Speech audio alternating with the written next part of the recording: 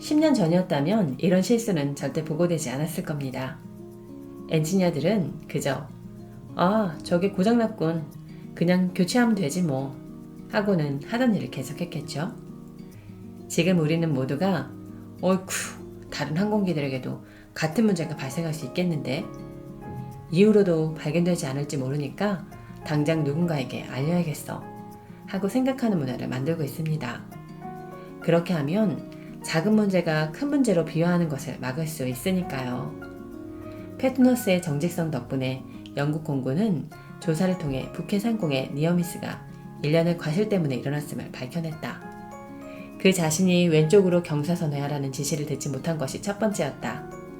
둘째는 그가 새 비행 방향을 인지했음을 알리지 않았는데도 다른 조종사들이 코스를 바꾼 것이다. 다음으로 페트너스가 오버슈트한 뒤에도 팀에서 아무도 라이트를 켜지 않았다. 다시 페트너스의 설명이다. 안전규칙들이 하나도 지켜지지 않았어요. 누군가 그 중에 하나라도 실행했다면 그런 사태는 발생하지 않았을 것으로 밝혀졌습니다.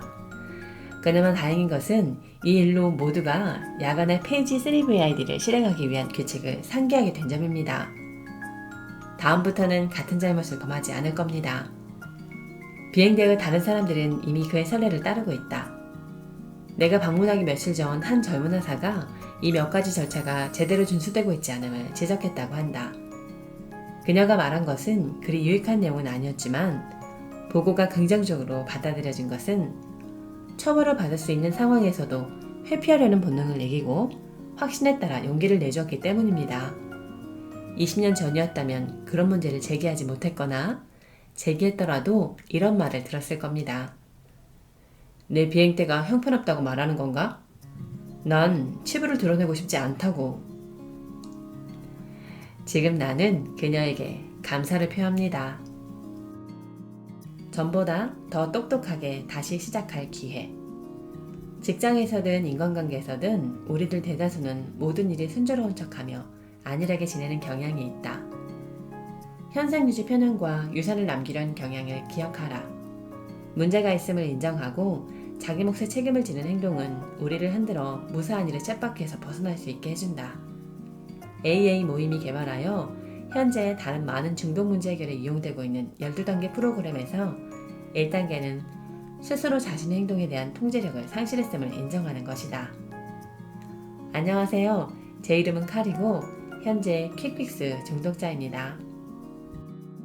과실 인정을 싫어하는 우리의 본성을 극복하고자 할 때 처벌의 채찍을 거두는 것은 시작에 지나지 않는다.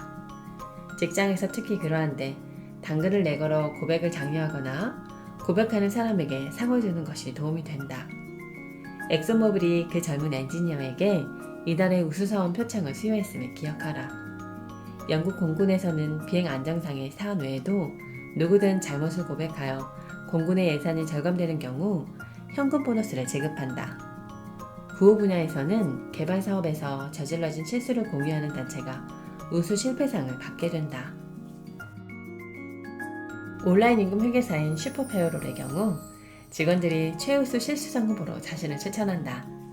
직원들은 가벼운 마음으로 참여하는 연례 모임에서 동료들의 일을 그르친 내력과 그 과실에서 모두가 배울 바를 경청한다. 그리고 가장 유익한 과실을 고백하는 사람이 상금을 받는다. 시험에서 한 문제만 틀려도 인류대학에 들어가지 못할 수도 있는 교육에서도 실수나 실패를 끌어안은 학생들은 포상하는 조치들을 계획 중이다. 성적이 높은 학생들이 지적 모험에 뛰어들 의욕을 잃을 것을 염려한 런던의 한 인류여학교는 2012년에 실패 주간을 실시했다.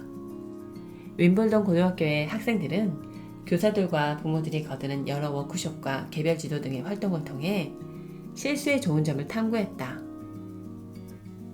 교장 헤더 햄버리 여사는 이렇게 말한다.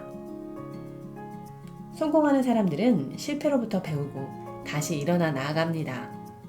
뭔가 잘못되었더라도 당시에는 재앙처럼 느껴질지 모르지만 장기적으로 보면 가장 값진 경험에 예를 들어 창의성을 자극한다든지 하는 일이 될 수도 있어요.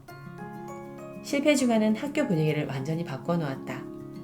교사들은 학생들을 오냐오냐 봐주는 것은 아니지만 틀린 답을 할 때는 부담 갖지 않고 가차없이 지적하여 더 나은 답을 찾도록 거둔다.